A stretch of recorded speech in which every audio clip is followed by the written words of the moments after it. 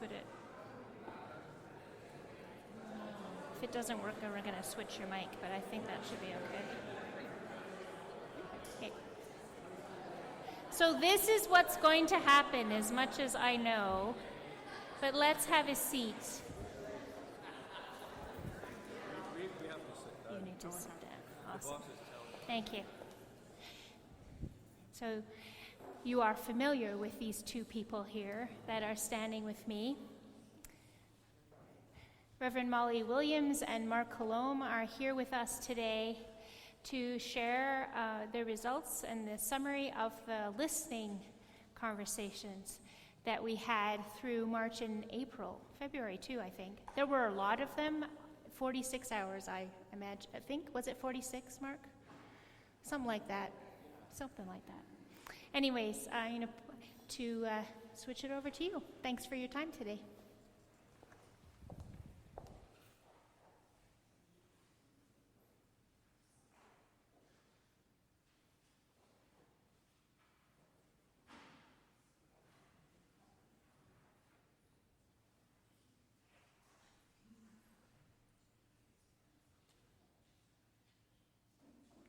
Good morning. We were playing with the microphone here and the volume, so I feel like I'm speaking quietly, because if I speak louder, it might be too loud. Okay, let me know. Okay. So thanks very much, Pamela, and thanks all of you for being here. Most of you will know Molly and I. We're very happy to be here. And if you don't know us and you haven't had a chance to meet us, my name is Mark Colombe, and this is Molly Williams, and we're here to read our report. What we're going to do, actually, we have printed copies of the report. They're just up on the chancel, and I'll be bringing them down after we read you our report. We're going to sit. I think it's going to be more comfortable. Are you able to see us okay? We're going to read the report first in its entirety. It's probably going to be about 30 minutes, so get comfortable. If you get up and get a refill in the middle of it, we'll understand. And then after that, we're going to distribute the report. We're doing that because nobody has had a chance to hear this report yet. You're all going to be hearing this for the very first time at the same time.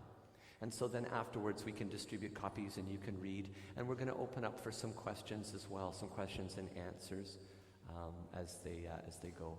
I also see from the bulletin that there are 3 opportunities in the coming week for you to be able to meet again and to be able to debrief and discuss and reflect upon what you've heard.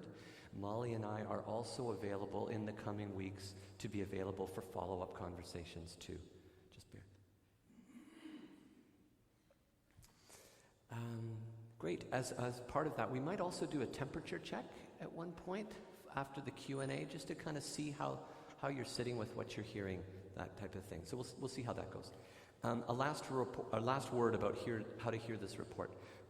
Excuse me. The words that we are reporting are your words. You may hear things reported that you don't personally agree with, but please remember that everyone that we spoke to offered their own story, including you. Our work was to listen unconditionally, with open minds and hearts, and then later to notice patterns and themes that emerged from those stories.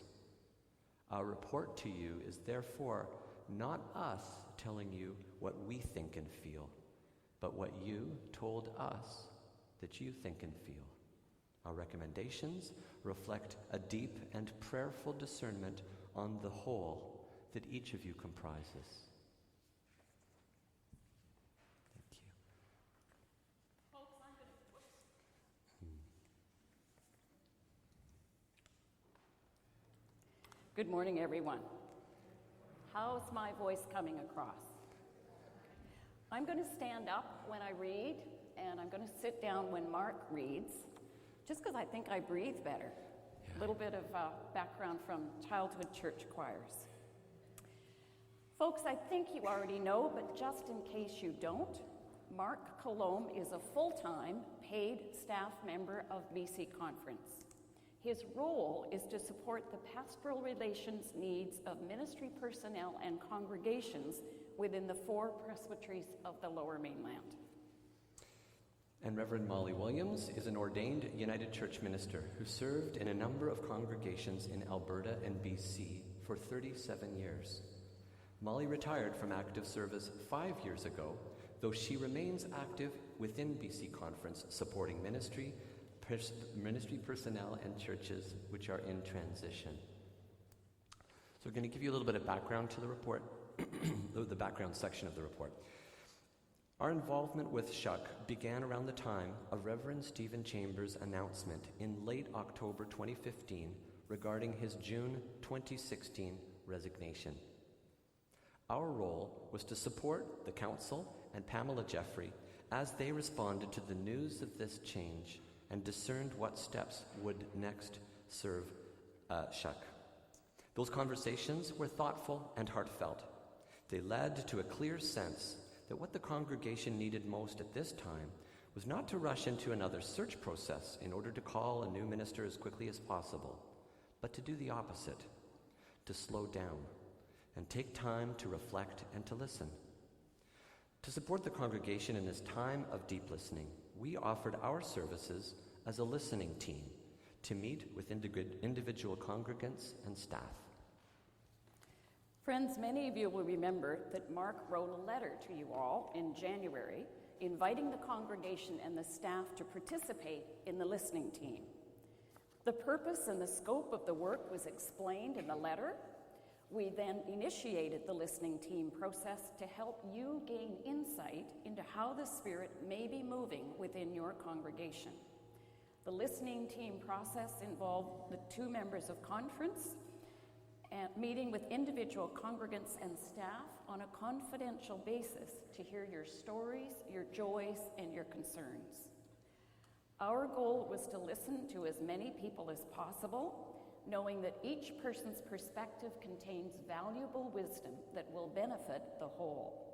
Participation is how we, as members of the body of Christ, strengthen the church and enable it to thrive. By participating in this process, Mark wrote, you will be contributing directly to the greater health and vitality of your church. You may remember that we provided a list of questions, which Molly will recap in a moment. And we encouraged people to come prepared, to share their honest responses to these questions, and to feel free to bring along notes, which many of you did, by the way. Importantly, we informed everyone in the letter and at the beginning of each interview that everything shared with us would be held in complete confidence. Molly and I promised that we would then prayerfully reflect upon what we had heard, identify common themes, and present a report of our learnings to the congregation. That's what we're doing now. We were both impressed and encouraged by your participation in this process. Between Wednesday, February 3rd, 2016, and Thursday, March 10th, 2016, we hosted 8 9-hour days of interviews in your beautiful library. People came to talk with us for approximately 30 minutes, mostly as individuals, but sometimes in pairs and trios. In all, we met with a total of 99 congregants and staff. While some people came willingly, even eagerly, others needed to find courage or the strength to risk speaking of things that had been on their minds and hearts for some time. Each person came out of their deep love and concern about Shuck. We greatly value the trust you offered us. It was truly a privilege to hear from you all. In addition to all those who participated, we'd like to extend our gratitude to those of you who worked so hard to support that work. Nina Matthews cheerfully and capably coordinated dozens of visits for us, prepared our space in the library, and attended to our every need. We're also grateful to those members of council who volunteered to host, greet, and sit with interviewees as they arrived and waited, and also they prepared and served meals for us. We simply could not have done this work without you all. We offer you our many thanks. The interview questions, those of you who came to us may remember them well. How long have you been attending Shaughnessy Heights United Church? What roles, if any, official or unofficial, have you performed here at Shuck? What have you appreciated most about this place? What have you found difficult? What would you like to see changed here at Shuck? What would you like to see stay the same? And what do you know about the Engaging Transformation Initiative? In the next sections of our report, we'll be addressing the appreciations, reporting on what we heard you express is that you've appreciated, then what we heard you express that is difficult for you, difficulties and challenges, and then finally our recommendations. So beginning with the appreciations. First off, almost unanimous, the people. We heard from so many. What we heard from so many was your deep appreciation for the people of Shuck. Some of you spoke of the long-lasting friendships you have made here. You are grateful for the range of ages and varieties of talented, committed people who make up the congregation. Some of you experience joy when you attend worship or other programs, knowing that you will be recognized and valued just for being here. Many of you are grateful for the sustaining care that you have encountered here. When I was ill or my loved one died, people were so good to me. Some I barely knew offered me such support, we heard you say. Others who have arrived at Shuck more recently also expressed delight at the acceptance, genuine warmth, and care that they've experienced here. Some of you described Shuck as resilient, adaptable, and generous. Many of you said, this congregation responds willingly and generously when challenged to contribute funds to a particular cause, like the kitchen renovation or the refugee project. Some of you also reported that insofar as it is possible, you say yes when you are asked to serve, because you've received far more from serving others than you think you have given. Folks, I'm reading the section on the things you most appreciated about congregational life. And while our words may be a bit sparse, you were so positive. Individually, people expressed great appreciation for many aspects of the congregation's life. Many of you reported that over the years, worship and preaching have been very life-giving for you. You greatly value relevant sermons which touch your heart, stimulate your minds, and connect your life clearly to the world. A great many of you told us how outstanding is your choir. There's a great sense of pride and delight expressed both by members of the choir and many congregants about the caliber and the quality of the choir's performance. Their dedication and commitment to their work is immediately evident. Choir members told us that while they are a diverse group who do not always see everything from the same perspective, they love the challenges that Ramona and Roy offer them. They cherish belonging to a kind of community within this community. The Tuesday evening Food and Faith initiative is highly valued here at Shuck. This multi-generational program, which offers a variety of activities and options, was commented on by the adults who are so grateful for the intentional inclusion of families, the opportunity to eat together in community, for faith reflection and discussion, and for forming new friendships. Continuing on with appreciations for congregational life, the Thursday morning group. Participants greatly value the book studies, the friendships made, and the freedom to speak openly about what they have read, what they believe, and what they are questioning. Those who've been attending for many, many years feel a deep sense of gratitude for this group. Shuck's outreach programs are a vibrant ministry and are very important to many of you. They provide a source of purpose and a place where you feel you are making a real difference in the world. Whether the community lunches at Shuck, the meals at First United in the downtown east side, the refugee project, or other initiatives as they arise, there are hands and hearts here which find new life in giving. Man and muffins. Being able to gather with other men, talk in an informal way about the things that matter, was reported to us as being a real gift for those who participate. The seniors' lunches.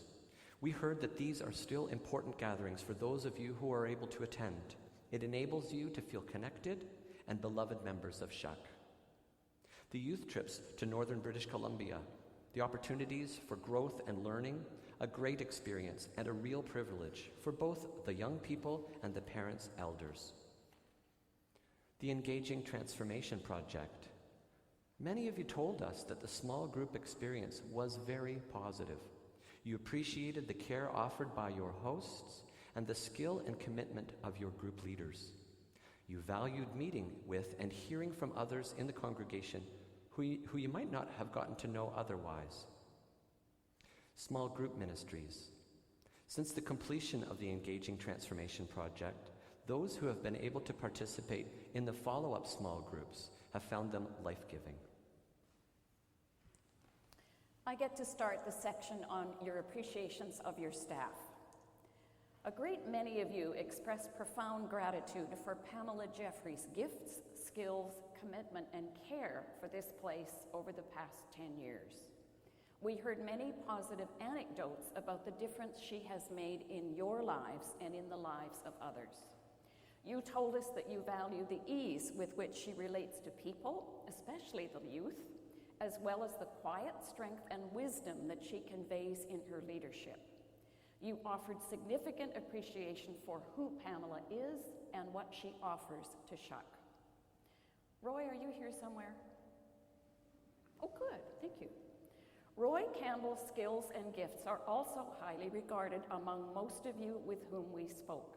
You value Roy as a musician, a person, and a leader.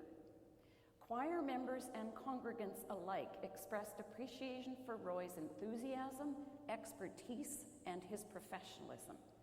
There is gratitude among you for the encouragement he gives people and for the ways in which he conveys his relationship with God through music. Many of you told us that the energy and the passion that Ramona brings to her work are inspirational to you. Her dedication and commitment, as well as the encouragement and support that she provides to choir members, contributes to feelings of accomplishment and community within the choir. We heard a significant number of you express appreciation for the pastoral presence and the support offered by Reverend Stephen Chambers. His caring and sensitivity was evident as he supported you through personal health challenges. His grace, when presiding at funerals, gave you comfort. Some of you also remarked at the thoughtfulness and preparation of Stephen's reflection messages, and a few of you felt intellectually stimulated by the style of his theological inquiries. I get to start the section we've entitled Challenges and Difficulties. Difficult endings. The clearest message you gave us during this listening project was that you are frustrated, disappointed, embarrassed, or ashamed because as many as 5 of your most recent pastoral relationships have ended badly. We heard the heaviness in your hearts, the feelings of sadness and regret, as well as the questions that these endings have left many of you with. The overwhelming majority of you made it clear that you're deeply troubled and concerned with what you see as a pattern. You report that as a congregation, you seem to have trouble identifying a lead minister who will provide the kind of leadership that you truly need. Some of you expressed a concern that Shuck may have unrealistic expectations of your ministry personnel, both in terms of their ability to excel in all areas of ministry and in their personal style or their way of relating to people. Some of you wonder if Shuck actually knows how to sustain an open, respectful, trusting relationship over the years with your ministry personnel. Some of you put it this way. We heard you ask yourselves, why can't we keep our ministers? Why do they not stay with us longer? Or why do they leave? Some of you expressed a despondence that with each pastoral relationship, you invest time, energy, and hope. And when these relationships break, it hurts. From all of you who spoke to us about this pattern, we heard a deep longing that you want to see it stopped.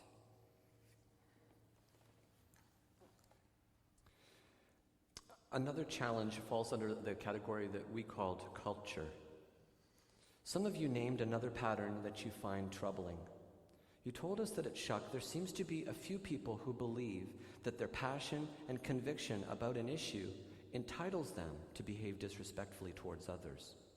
We heard reports of aggressive behavior, of people being rude, loud, or both, in their criticism of others, either in public or in private. A few of you shared with us that when you are anxious or stressed about the way things are going, you turn to others to whom you can complain rather than approaching those with whom you disagree in order to explore your differences in a direct, open, and respectful way. The result is that some differences or disagreement at Shuck can escalate quickly into conflicts that are well beyond their original proportions. We heard a number of you state that the style of your previous lead minister did not always foster an atmosphere of gracious and curious engagement. Nevertheless, we also heard many report that this pattern has been in place for many years, spanning the tenures of several ministers. We heard other congregants express confusion and worry in the face of rumor and gossip. They sense an undercurrent of criticism and consternation, which erodes their sense that Shuck is a place of safety and trust. Our next heading is uncertainty about the future. A significant number of you expressed apprehension about the future of Shuck. This sentiment was shared across the demographic spectrum, though it is somewhat more predominant among older members. You see a decline in the number of people who attend Sunday morning worship, particularly among children and youth. You notice that fewer people are available or able to take on some of the long-standing roles and responsibilities of congregational life. You look at the neighborhood around you and you see conspicuous changes. Some of you describe Shuck as a destination church now, rather than a neighborhood church. Yet a large number of you recognize that these demographic challenges are not unique to Shuck, that many churches are facing similar trends. We heard some of you wonder, how much longer can we keep this place going? What will become of this building? If we were to leave, what will happen to the memorial garden? Your concerns had led some of you to wonder if you should be seeking partnerships with other churches. Others of you see careful maintaining of your trustee funds as essential to your future security. Some of you believe that Shuck should undertake new experiments and take leaps of faith in your ministry, whereas others believe that the church should more fully dedicate itself to existing and or specialized areas of ministry, such as being a center for sacred choral music. Strikingly, very few of you expressed any belief that your concerns would be addressed by calling a new minister quickly. The majority of you told us that with all the changes and challenges that have taken place, you have appreciated a chance to slow down and take time to reflect deeply, to listen and possibly to heal. There is here both a deep longing for and a deep resistance to change.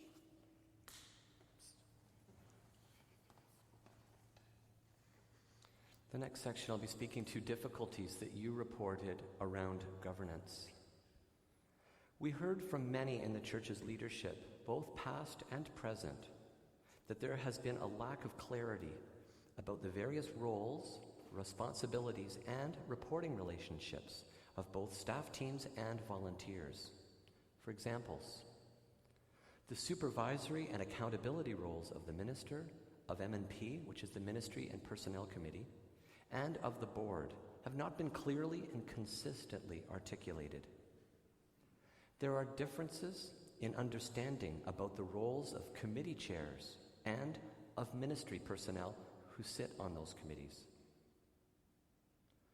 Lack of capacity within the Ministry and Personnel Committee and a desire to protect confidentiality has, at times, prevented council from being aware of and able to respond to important personnel-related issues on a timely and proactive basis. A general lack of awareness within the congregation as to the function of the Ministry and Personnel Committee and the accountability structures generally within the church. People don't know where to go to or who to talk to if they have a problem. These situations have at times resulted in confusion, a lack of coordination with people working at cross purposes, interpersonal friction, and even the withholding of cooperation. Regarding the Engaging Transformation Project, we heard from some of the participants that it was hard to see any connection between the discussions they witnessed in their small groups and the 3 priority areas that were chosen at the end of the project.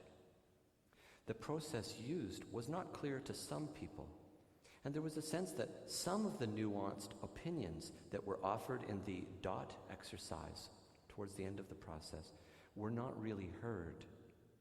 Some people wondered who was really in charge of the process. We heard people muse, was this a predetermined top-down exercise, or was the congregation really being heard?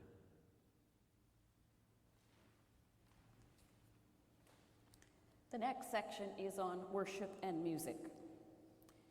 Regarding preaching, many of you reported a sense of dissatisfaction or even disengagement with the sermon reflections in your most recent pastoral relationship we're talking about with Stephen. You felt that the messages did not always connect with you at a personal level or leave you feeling stirred with a new sense of purpose or understanding or action. You told us about the importance of worship experiences that incorporate both heads and heart, singing and listening, ritual and occasional playfulness. Choir and music. Some of you want these elements to stay exactly the way they are.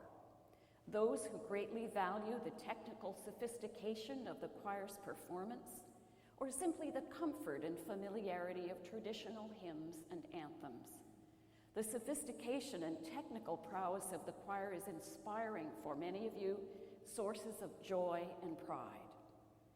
Others expressed a longing for less of an apparent separation between the choir and the congregation, as well as a deep desire for more opportunities to participate in the singing and in the worship experience.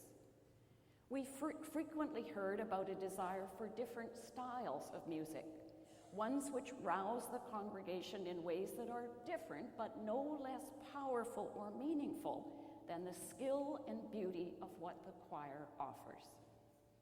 Many of you expressed wonderings or even concern about what it means to have a choir which on some occasions is almost as large as the worshiping congregation itself.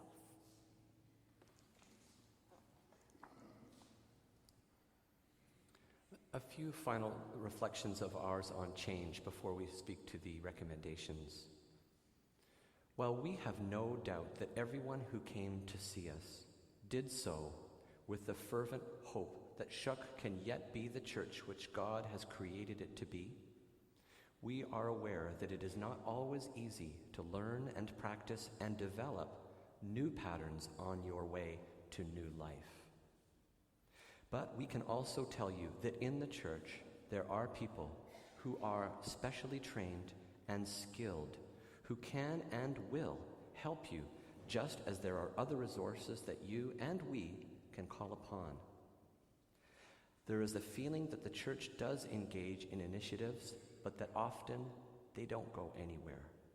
It was also expressed to us that they hope that something does come from this process.